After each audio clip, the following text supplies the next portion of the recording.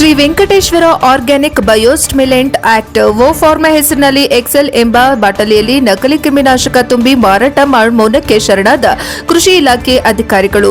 ರಾಯಚೂರು ಜಿಲ್ಲೆಯಲ್ಲಿ ಜಂಟಿ ನಿರ್ದೇಶಕರು, ಉಪನಿರ್ದೇಶಕರು, ಸಹಾಯಕ ಕೃಷಿ ನಿರ್ದೇಶಕರು, ಜಾಗೃತದ ಅಧಿಕಾರಿಗಳು, ರೈತ ಸಂಪರ್ಕ ಕೇಂದ್ರ ಕೃಷಿ ಅಧಿಕಾರಿಗಳು, ಜಿಲ್ಲೆಯಲ್ಲಿ ಇಷ್ಟೆಲ್ಲ ಅಧಿಕಾರಿಗಳು ಇದ್ದರೂ ಸಹ ಅಕ್ರಮವಾಗಿ ಶ್ರೀ ವೆಂಕಟೇಶ್ವರ ಆರ್ಗ್ಯಾನಿಕ್ಸ್ ಎಂಬ ಹೈದರಾಬಾದ್ ಮೂಲದ ಕಂಪನಿ ಓ ಫಾರ್ಮಾ ಹೆಸರಿನಲ್ಲಿ ಎಕ್ಬಾಲ್ ಎಂಬ ಬಾಟಲಿಯಲ್ಲಿ ನಕಲಿ ಕ್ರಿಮಿನಾಶಕ ತುಂಬಿ ಮಾರಾಟ. ರಾಜ್ಯದಲ್ಲಿ ಒಂದೆಡೆ ಬರಗಾಲ, ಮತ್ತೊಂದೆಡೆ ನಕಲಿ ಕ್ರಿಮಿನಾಶಕ ಹಾವಳಿ. ಇಂತಹದರಲ್ಲಿ ರಸಗೊಬ್ಬರ ಅಂಗಡಿ ಮಾಲೀಕರು ಇಂತಹ ನಕಲಿ ಕ್ರಿಮಿನಾಶಕಗಳಿಗೆ ಬಿಲ್ಲುಗಳನ್ನು ನೀಡದೆ ಬಿಳಿ ಚೀಟಿಯಲ್ಲಿ ಬರೆದು ಕೊಡುತ್ತಿದ್ದು, ಬಯೋಸ್ಟಿಮ್ಯುಲೆಂಟ್ ಆಕ್ಟ್ ಓ ಫಾರ್ಮಾ ಹೆಸರಿನಲ್ಲಿ ನಕಲಿ ಕ್ರಿಮಿನಾಶಕ ತುಂಬಿ ಮಾರಾಟ ಮಾಡಿ ರೈತರಿಗೆ ವಂಚನೆ ಮಾಡುತ್ತಿದ್ದು, ರೈತನು ತಮ್ಮ 4 ಎಕರೆ ಮೆಣಸಿನಕಾಯಿ ಬೆಳೆಗೆ ಎಕ್ಸೆಲ್ ಎಂಬ ಕ್ರಿಮಿನಾಶಕ ಸಿಂಪರಣೆ ಮಾಡಿದಾಗ ಬೆಳೆಯು ಅರಿಶಿನ ಬಣ್ಣ ಆಕಾರವಾಗಿದೆ ಎಂದು ಸಂಬಂಧಪಟ್ಟ ಕೃಷಿ ಇಲಾಖೆ ಅಧಿಕಾರಿಗಳಿಗೆ ಗಮನಕ್ಕೆ ತಂದರೂ ತಿಳಿಯದಂತೆ ಮೌನ ವಹಿಸಿರುವುದು ರೈತರು ಆತಂಕ ಪಡುವ ಪರಿಸ್ಥಿತಿ ಉಂಟಾಗಿದೆ.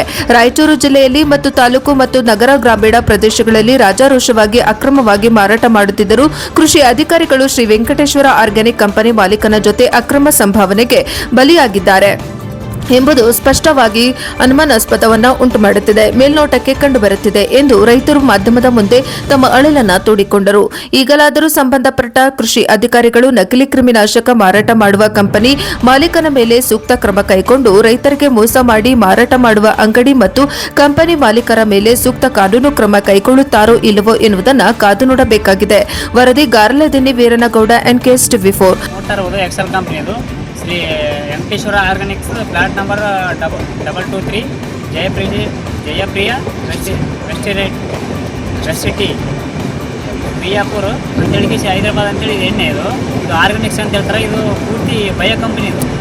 ಇದ್ರ ಬಗ್ಗೆ ತಾಲೂಕಿನ ಸಹಾಯಕ ನಿರ್ದೇಶಕರಾದ ಶ್ರೀನಿವಾಸ್ ನಾಯಕ್ ಹಾಗೂ ರಾಯಚೂರು ಜಿಲ್ಲೆ ಜಂಟಿ ನಿರ್ದೇಶಕರ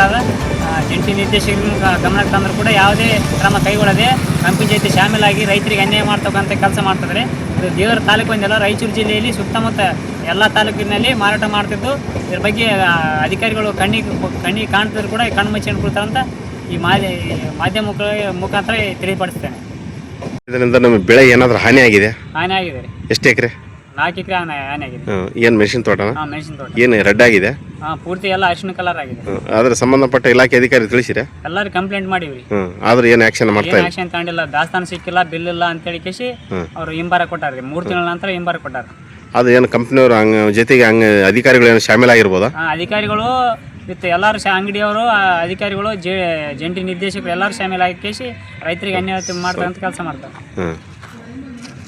ಅದ್ರ ಸಾಕಷ್ಟು ಎಲ್ಲ ರಾಯಚೂರು, ಮಾನ್ವಿ, ದೇವದುರ್ಗ, ಸಿಂಧನೂರು ಎಲ್ಲ ಜಿಲ್ಲೆಗಳಲ್ಲಿ, ಲಿಂಗಸೂರು ತಾಲೂಕಿನಲ್ಲಿ ಕೂಡ ಇದು ಎಣ್ಣೆ ಮಾಡ್ತಾ ಇದಾರೆ. ಮಾರಾಟ ಮಾಡ್ತಾರು ಕಣ್ಣಿಗೆ ಕಂಡ್ರು ಕಾಣದಂತೆ ಇದ್ದಾರೆ, ಮೌನ ವಹಿಸಕತ್ತಾರೆ ಅಧಿಕಾರಿಗಳು. ಅದ್ರ ಏನಾದ್ರು ಅಕ್ರಮ ಸಂಭಾವನೆಗೆ ಏನಾದ್ರು ಬಲಿಯಾಗಿರ್ಬೋದು ಅಧಿಕಾರಿಗಳು? ಎಲ್ಲರಿಗೂ ಅಡ್ಜಸ್ಟ್ಮೆಂಟ್ ಆಗಿ ಮಾಡ್ತಾ ಇದಾರೆ ಅಂತ ನನಗೆ ಅನಿಸ್ತದೆ, ಕಣ್ಣಿಗೆ ಕಾಣ್ತದೆ. ಅದ್ರ ಗೊತ್ತಿದ್ರು ಗೊತ್ತಿಲ್ಲದಂತೆ ತಿರುಗಾಡ್ತಾರೆ. ವಿಡಿಯೋ ಸಮೇತ ಪ್ರೂಫ್ ಇತ್ತು, ಫೋನ್ ಪೇ ಬಿಲ್ಲು ವಿಡಿಯೋ ಕೊಟ್ಟರು ಕೂಡ ಏನು ಮಾಡ್ದ ಇಲ್ಲ ಅಂದ್ರೆ ಅಕ್ರಮ ಸಂಬಂಧ ಭಾಗಿಯಾಗಿರೋ ಅಂತಾನೆ ಅರ್ಥ. ಅದು ತಮ್ಮ ಹೆಸರೇನು ಸರ್? ನನ್ನ ಹೆಸರು ಅಂಬರೀಶ್ ಅಂದಿದೆ, ಕೃಷಿಕ ರೈತನ. ಯಾವ ಊರು ಸರ್? ಸುಂಕೇಶ್ವರ ತಾಲೂಕು, ದೇವರಿಗೆ, ಜಿಲ್ಲಾ ರಾಯಚೂರು.